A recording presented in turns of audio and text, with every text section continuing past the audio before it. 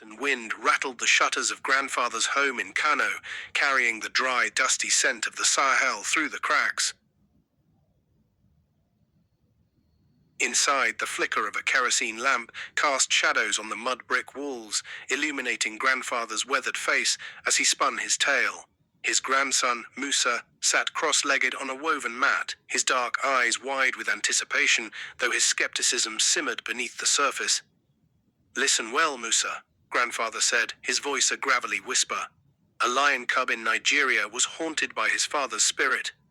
This cub, Simba, lived in the forests near Zaria.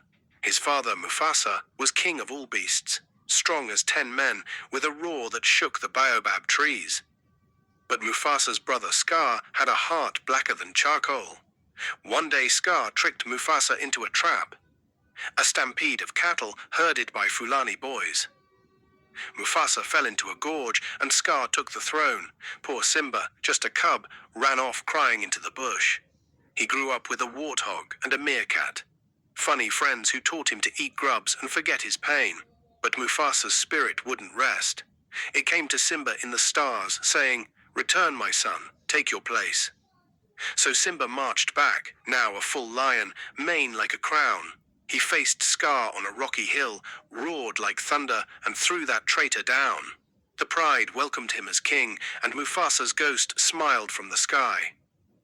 Musa snorted, brushing dust off his knees. "Grandpa, that's not Nigeria. That's the Lion King from Disney. It's inspired by Shakespeare's Hamlet, not some Zaria forest. Here's the real story.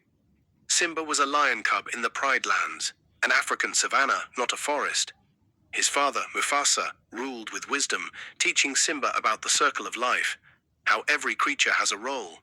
Scar, Mufasa's jealous brother, wanted the throne. He lured Simba to a gorge, then signaled hyenas to start a wildebeest stampede.